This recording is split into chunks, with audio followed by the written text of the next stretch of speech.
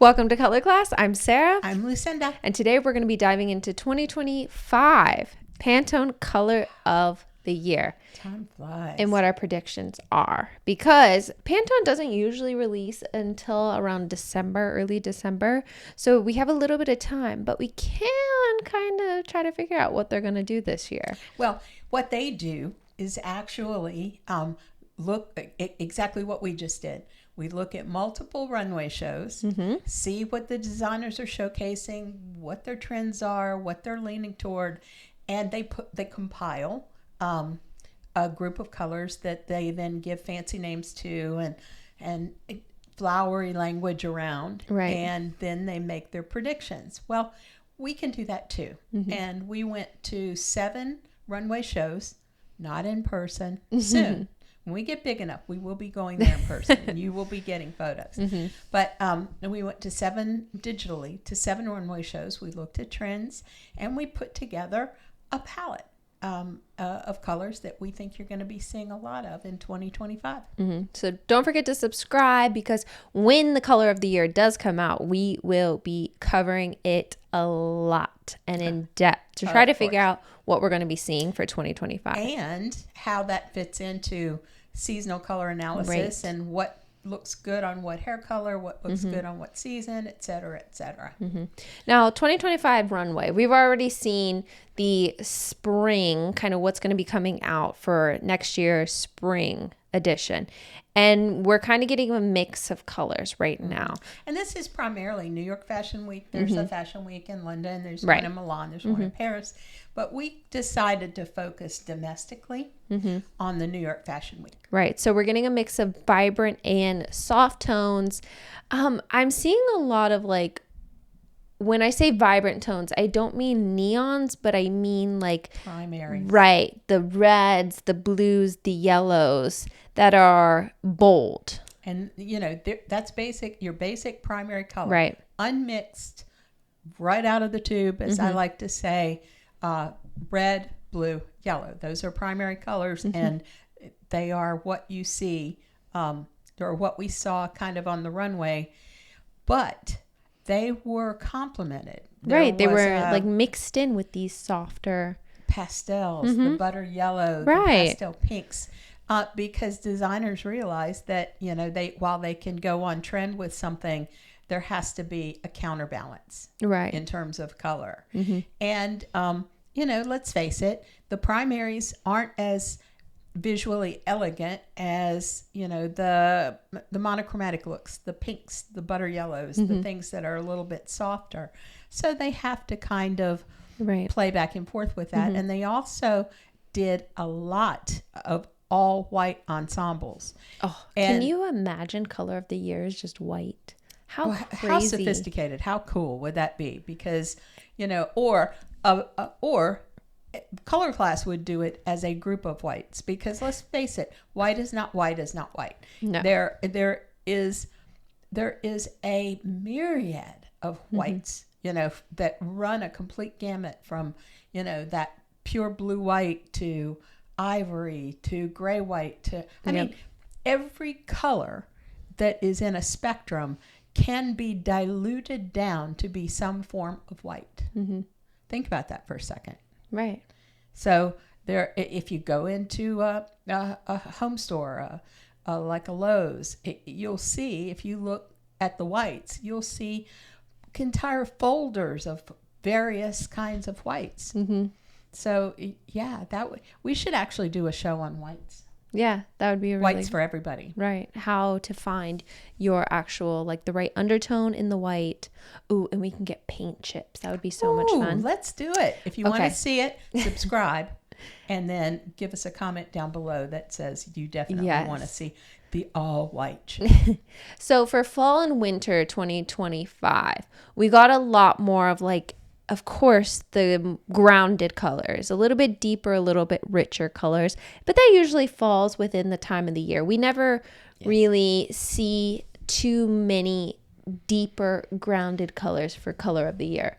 Like, I'm thinking Marsala, classic blue. That was wonderful, but then they went to that pink and blue combination. Then one year they had that gray and yellow combination. But there's not many deeper colors, right?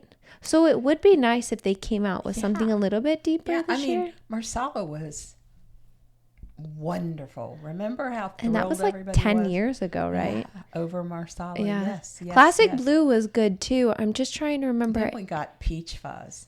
Yeah, I can't think of anything recent that was too deep. We'll go through every single color. Don't you worry though, because you'll see all of them from like 2010 or something. But going back, usually with the fall winter, we get those deeper shades like the fern, leafy greens, plums. In a combination. Right. Plum and green in various combinations and in various shades are exquisite together. And you can do a plum and green for summer. You can do a plum and green for winter.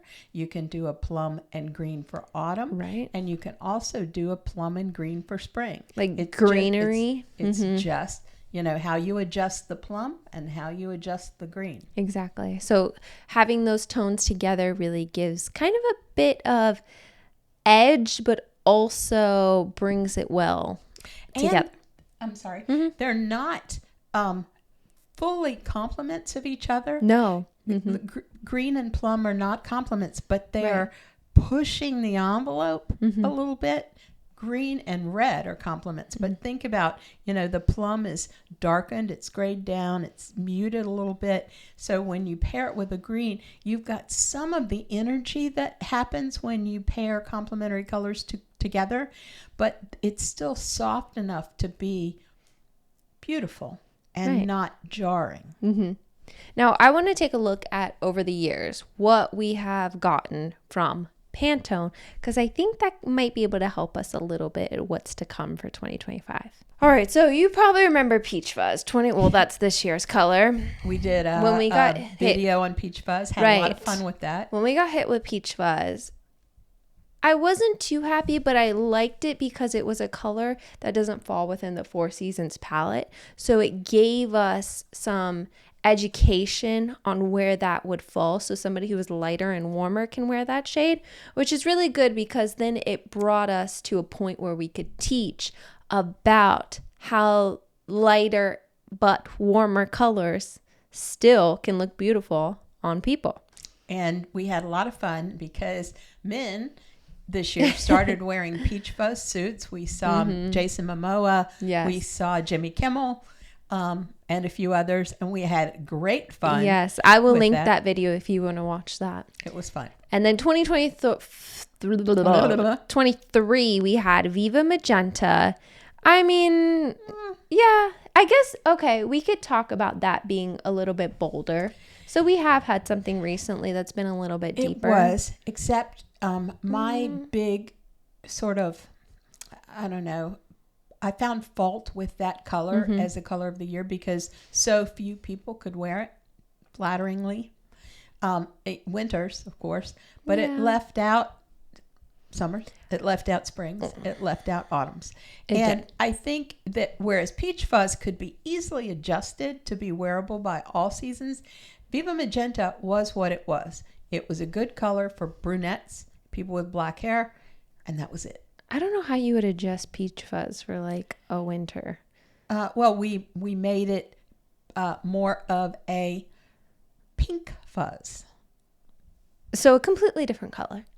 Well, okay, but we could do it. With magenta, you can't do it. It's either magenta or it's like a totally different color. Yes, I just like Peach Fuzz. All right, and then 2022, we had a periwinkle. Most seasons can wear periwinkle. I shouldn't say most seasons. Most medium depth people can wear periwinkle because it kind of falls in between purple and blue. But I mean, it was an all right color. It was okay. It wasn't even a really pretty periwinkle. It was kind of I don't know. It was just, they called it a periwinkle blue with violet undertones, and it was to represent creativity and the fusion of the physical and digital worlds. What does that even mean? Reflecting the transformation of the tech-driven era. Now, today, going into 2025, there's a trend, and we haven't mentioned it yet, where they talk about the neon shades representing the tech world and the digital world. Now, I see that as being a more realistic representation than periwinkle representing the digital world. Well, that's a perfect segue into 2021 color of the year, because that's the year that we had the very bright illuminating yellow, but paired with the gray. Yeah. They said chosen to symbolize resilience and hope after a challenging year marked by the pandemic. Right. Okay, so was the gray shade to be the pandemic and the yellow to be the sunshine coming out after the pandemic? I got nothing. Or was it just a random couple of colors that they thought, we'll just combine these and what, I could have seen if they wanted to represent hope and, change and kind of coming out of the pandemic, I could see just going with the yellow, calling it a day. Yeah. And then I think probably one of my favorites was 2020's classic blue. Yes. I loved that color. It was so perfect.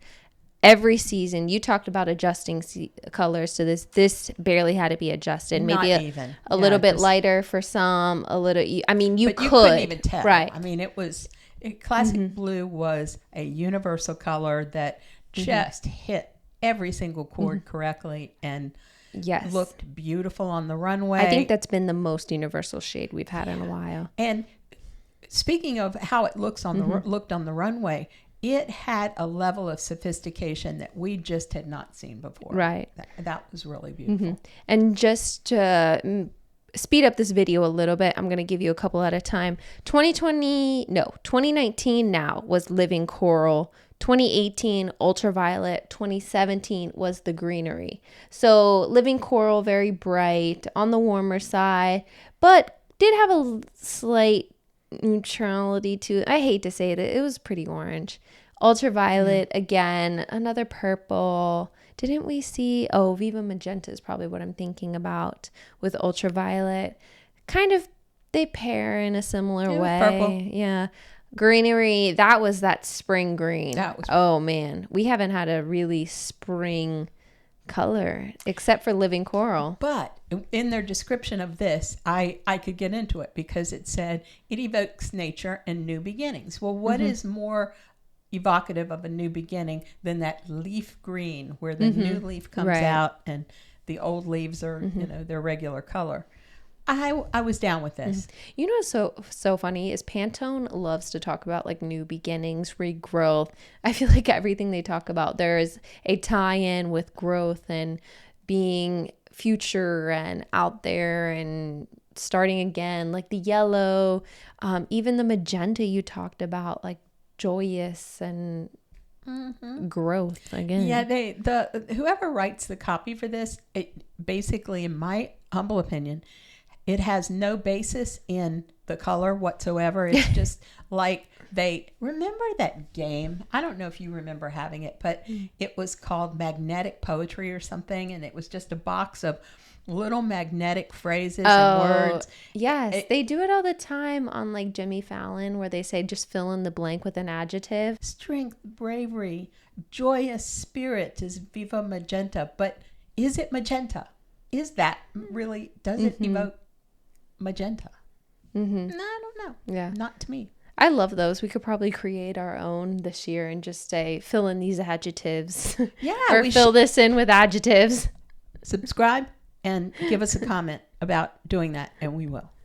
That could be a Patreon thing over on our Patreon. If you want to join us there, we can do like a whole Pantone color of the year, fill in with adjectives. Yeah, give us some adjectives. Describe this color. Yeah, exactly. Tell us what it evokes for you, and we won't. And you can't cheat. You can't look it up. But ultimately, we can put the real deal up, and then we'll put what you said. That and would be see really how close funny. It was. It'll be hilarious. We'll do it. All right, 2016, that was the year of Rose Quartz and Serenity. Blue. Yes, and pink and what? blue. It was baby pink and baby blue. Blue. It said that they were paired together to represent balance, peace, and gender fluidity. Give me a break.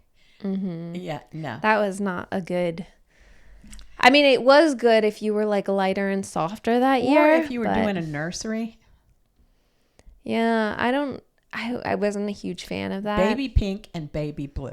Mm-hmm. I mean, there's a reason they call those colors baby pink and baby blue, because universally they're known as baby pink and baby blue.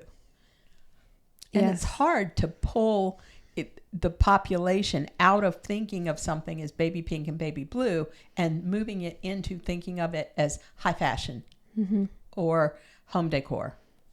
Right. You just don't think of that in fashion, or like imagine that in your home. Other than your nursery. Right. It's almost impossible. People are rejecting that for their nurseries. I mean, I guess it does have a very distinctive description of baby pink and baby blue. Yeah, and the connotation is something that's been rejected in nurseries. It just didn't resonate. All right, now after that year, we get to 2015, which is Marsala. That's probably one of my favorite colors. That and classic blue. Oh, they did such a great job. It's interesting because classic blue and Marsala had the same depth. Yes. Yeah. It was an earthy wine color that could go warm or cool. It really could. Yeah, I think autumns could wear it and winters could wear it. And that was one of those shades where we didn't really have to go all crazy to change it up for different seasons. Right. I mean, even as a summer, there were ways that I could pair it with things to wear it. I just loved it. It was beautiful. It was beautiful. And they said it was chosen for the ability to complement both fashion and interior design. Great. Perfect. Wonderful. It was perfect. Right. And then the year after that, they went with baby pink and baby blue. Give me a break. They were like, we did so great last year. We're just gonna like. All right, let's round up the rest of these because nothing was really that significant. 2014, we had Radiant Orchid. 2013, we had Emerald. There's that growth again. Right. 2012, Tangerine Tango. 2011, Honeysuckle. 2010 was Turquoise. I mean, they didn't get very wild and out there with any of the colors. I guess Honeysuckle was like the most unique. It was kind of like a pinkier mid-tone pinky color, but other than that, Tangerine, you can guess, Turquoise, Emerald, everything was kind of basic. Yeah, they called turquoise, it has an ability to evoke calmness and escape. I wouldn't say that about turquoise. I would not call it calm. Right. But as far as escape, maybe some sort of vacation vibe. Right. Of course, that's what they're hinting at, is like the water and the turquoise. But I mean, I feel like with such a structured color like that, they could have gone with a little bit more of a tranquil name to pair it with. Yeah, I mean, calling it turquoise when your other names are like Radiant Orchid or Marsala was kind of like people were asleep at the wheel and they were like, oh man, we need to put out the color of the year tomorrow at 8:00 in the morning. It was 2 a.m. the night before. Well, let's just call it I'm thinking turquoise. Right. Yeah. I mean, ever since that. But all right, we've gone through what are we at? 14 years of... Yeah, a bunch of years. 14 years of colors. Did I end at 2010? Something like that. 14 years of color. What do we think 2025 is going to be? What do you think it's going to be, Miss Sarah? All right. So if I was a betting woman, which I'm not, but if I had to bet a color, I would go with a soft blue green color. I would bet the farm on that because... You think so? Yes, because I'm seeing it everywhere. I saw it all over the runway. Right. You're wearing it. And I happened to realize that downstairs in my closet, I have boatloads of it already. I think that it's just, it's the color that we're going to continue to see a lot of. And I think what we saw on the runway... Yes, I'm 100% behind you on the soft blue greens. Or just soft greens too. I mean, we know Pantone loves talking about growth and renewal and sustainability. And goodness knows we're going to be adjectives. needing them to be talking about some renewal this year. So yeah, I do. The soft blue green, the soft greens, and maybe a deeper kind of evergreen or a soft, deeper, something that represents that olive in the palette, but deeper than that. We saw that a lot. Yeah. The only thing I'm not sure if they're going to do 2 soft colors back to back, because we just had peach fuzz. So do you think they would do, I'm down for like a medium blue green. I think a medium blue green is very possible, but I'm not sure if they're going to do 2 soft colors, like even softer. Well, I think it'd be more mid-tone. And probably will do. I'm just going to throw this out. My bet would be with a deeper than army green color, because army green has shown up on the runway. Olive has shown up on the runway over and over and over again. And I think that if they take that trend and make it a deeper than army green, I think that could legitimately be a color of the year, because there hasn't been one. Now, next color I'm going to throw out that I think is a possibility is a very dark, rich color, like a blue. Like or a purple blue. Yeah, like an indigo, something that has a lot of richness that's deeper. Now, I don't know how they would spin that for this year, but we haven't seen that since what, Classic Blue? Since Classic Blue. But I'm talking deeper than that. Yeah, because when they start talking about tranquility and trust. I don't think it's going to show up again this year so soon after Classic Blue. After Classic Blue, yeah. But I could see it showing up in the mix, in the mix of colors. But I don't see it making the cut. All right. Next one I'm proposing. Okay. A Santa Fe West style, like the terracottas, the earthier, richier, redder beige colors too. So like somewhere in that range of like terracotta, ranging from deeper all the way to lighter, like a beige. Yeah. Well, the lighter beige I think is too close to peach fuzz. Oh, you're right. Cut. Yes. But a deep terracotta that is not too brick and it's not too red, but falls somewhere between the deep brick and the deep red. Cinnamon? Yeah, I could see a cinnamon what else? coming out as the color. Ooh, a clay My hesitance around. No, I think a cinnamon. I think you're right. I think cinnamon is it. My hesitance around that is that it's a little bit close to Marsala. Yes. But it's not too terribly close. But do you think they would stay warm again since peach fuzz was last year? I think they will do anything in that regard. if they are true to themselves, as they tend to be, I think the digital brights might make it out and become a color of the year. And by that, I mean, when you're printing, I don't know if any of you guys are familiar with print, but they say, are you going to print that in 4 color? Well, what are those 4 colors? They're magenta, a color called cyan, a color called yellow. We know that one, right? Yeah. And black. Those are the 4 colors. You often hear it CMYK, by the way. Exactly. You will. You'll CMYK.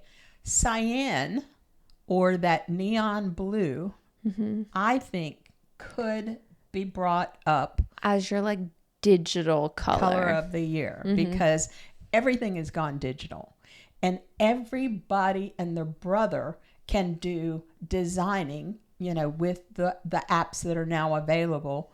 It's becoming more and more prevalent. Oh my goodness, AI. And moving in that direction, the fact that the world has become more digitally focused with AI, I think cyan or magenta could be real contenders. Yes, that would be a really good one. And I'd lean more toward cyan, meaning a bluish, turquoisey, neon, it's like a very bright neon blue, very bright color, and of course the magenta. Magenta probably would fall off the desktop as being a contender because it's not that new. But that cyan color. And I don't think they would do yellow because of the illuminating. Well, and they just did the yellow and the gray. Right, illuminating. Yeah. I don't think that would come up so quickly. So if I had to pick two, I would pick the deep, soft green or the Like blue cyan. green. Yeah, I have a feeling AI is going to be brought up in the Pantone Color of the Year for 2025. What do you think it's going to be? My bet would be a medium blue green, somewhere in that range, but that doesn't necessarily fit in with the AI theory that I'm going with. So I do think something a little bit more like digital, around the digital era that's happening. I think that's what they're going to push to. Do you think cyan might be the color? Yes, or magenta. I'm trying to think what other colors kind of Electric evoke. purple? What about that? Have we had that, no? We had Viva Magenta. What about that crazy orange that's part of the whole neon? But we just had peach fuzz. Do you think they're going to do Nah, another orange? I'm going with cyan or neon blue. Okay. As my pick. All right. Are you going to go with me? I will go with you, because the only thing is I really believe they're going to bring AI into the equation, and I don't think they're going to go for like a softer blue green. But somewhere in the palette that they bring out, I believe that softer blue green is going to live and breathe, because it's everywhere on the runway. Right. All right. So what do you think 2025 Color of the Year is going to be? I know we've kind of just like thrown a bunch of ideas out there, and I'm sure we're missing a whole lot. And don't forget to toss your adjectives down there with your comments. That's right. Just think of the most craziest We should adjectives. do a contest over on Patreon. Just absolute. People tell us what the color of the year is going to be, and send us a swatch, and the winner gets something. Oh, that would be a cool idea. Maybe color analysis. All right. Hop on over to Patreon. We'll like start something contest wise where you can submit what you think color of the year is, and whoever gets it right gets something. We'll figure it out. I don't know. All right.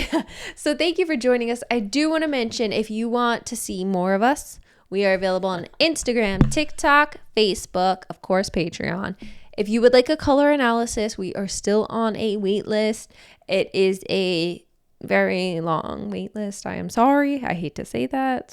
But we are working fast. Yes. We're working hard and fast to move through that wait list, so that everybody who wants to get their colors done with us gets a chance. Exactly. And then what else do I have to talk about? Here on YouTube, you can like, comment, subscribe, share the video. Doing any of those things helps us out a ton when it comes to being able to create content for you guys. And I think, did you mention the website? Yes, I think that's everything. So I'm Sarah. I'm Lucinda. This has been another color class, and we'll see you in our next video.